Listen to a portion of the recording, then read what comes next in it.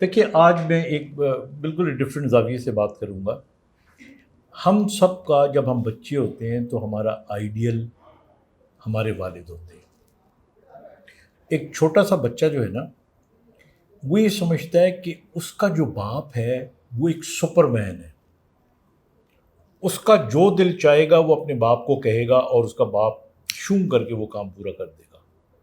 مثلاً اس کو نہیں پتا ہوتا کہ اس کے باپ کی کیا حیثیت ہے، کیا پوزیشن ہے.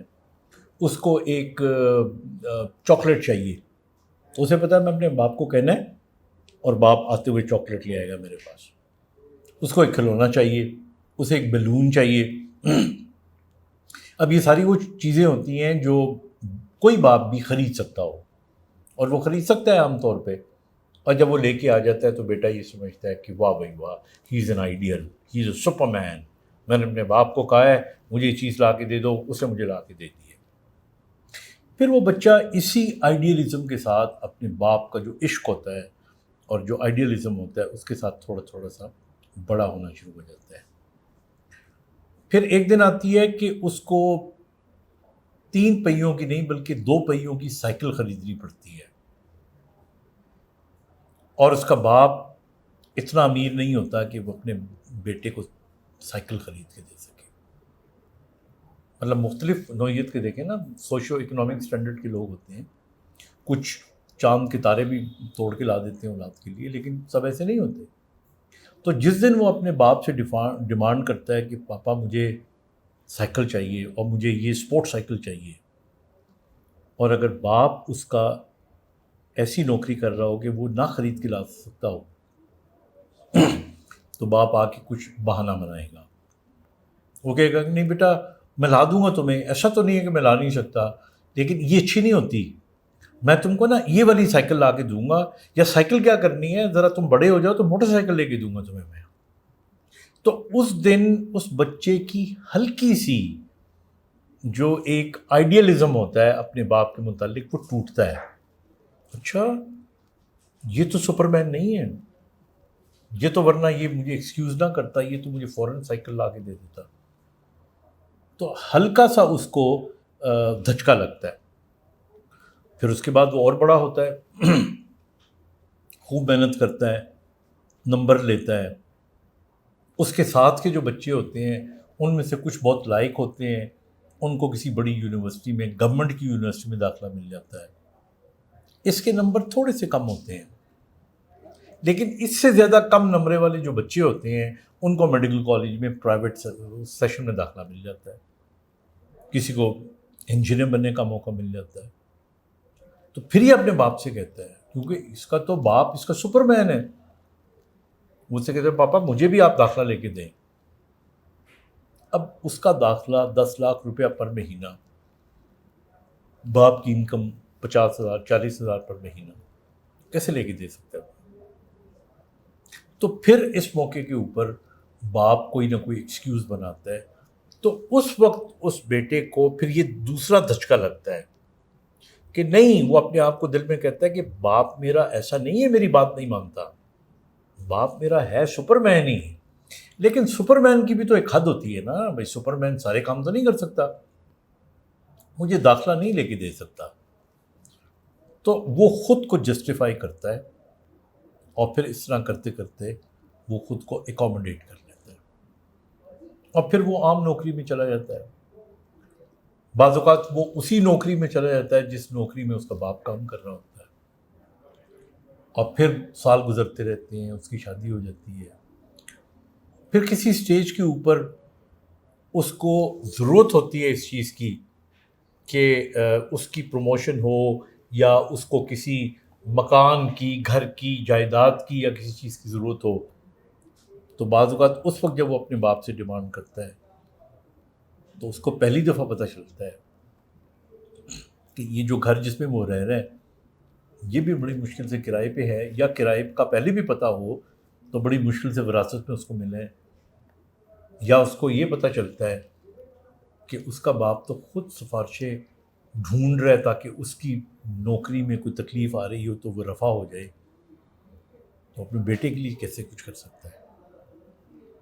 تو یہ دھچکا پھر اس کو لگتا ہے اور اس کا جو آئیڈیلزم ہوتا ہے وہ تھوڑا سا ٹوٹ جاتا ہے، اور پھر وقت گزر جاتا ہے.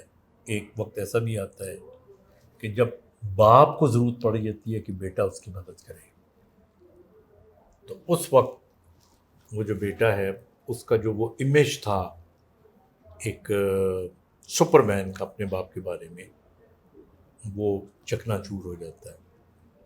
یہ سب کے ساتھ نہیں ہوتا، لیکن کسی نہ کسی کے حوالوں سے یہ ہوتا ضرور ہے، اور یہ نیچرل ہے، اس میں کوئی بری بات بھی نہیں ہے، کیونکہ ہماری سوچ وقت کے ساتھ، ہماری توقعات وقت کے ساتھ بدلتی ہیں.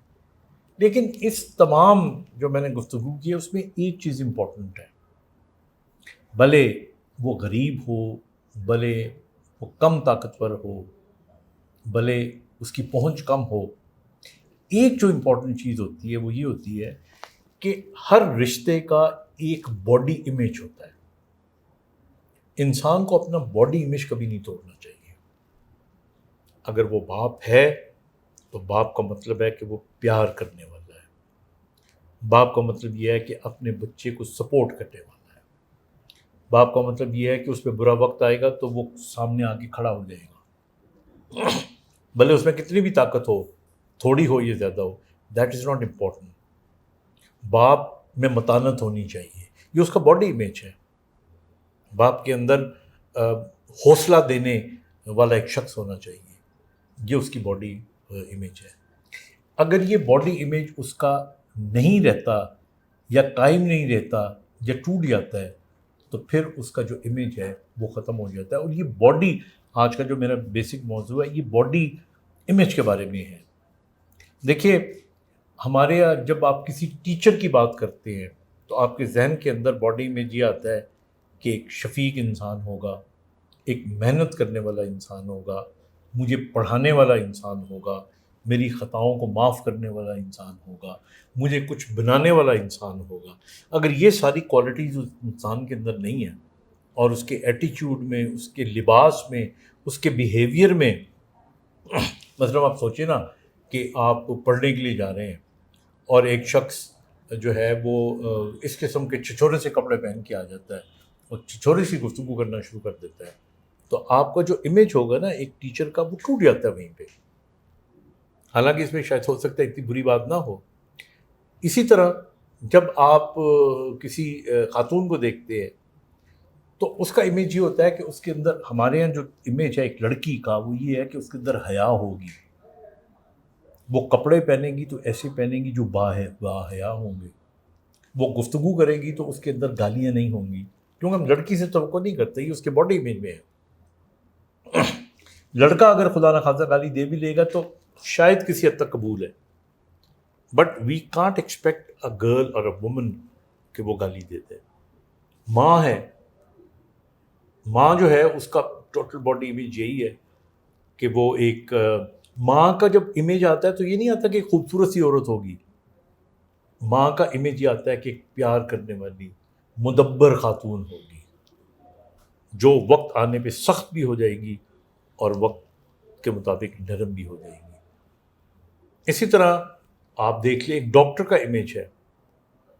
مثلا میں پڑھاتا رہا ہوں اور میں نے دیکھا ہے میڈیکل کالجز کے اندر کہ اگر آپ ڈاکٹر ہیں تو you should look like a doctor, اگر آپ وکیل ہیں تو you should look like a doctor. If you are in like a doctor, if you don't look like a doctor, تو اس سے آپ کا پورے کا پورا جو امیج ہے وہ ٹوٹ جاتا ہے یا وہ خراب ہو جاتا ہے. تو اس لیے میں سمجھتا ہوں کہ ہماری زندگی میں جو ہمارا ٹوٹل باڈی امیج ہے اس کو مینٹین کرنے کے لیے ہمیں پوری کوشش کرنی چاہیے. اور جو ہمارے زندگی میں جو ہمارے آ جاتے ہیں نا، جن کو ہم کہتے ہیں جو ہمارے آئیڈیلز ہوتے ہیں، ان کے لیے بڑا ضروری ہے کہ اپنا ٹوٹل باڈی امیج مینٹین کر کے رکھیں. Thank you.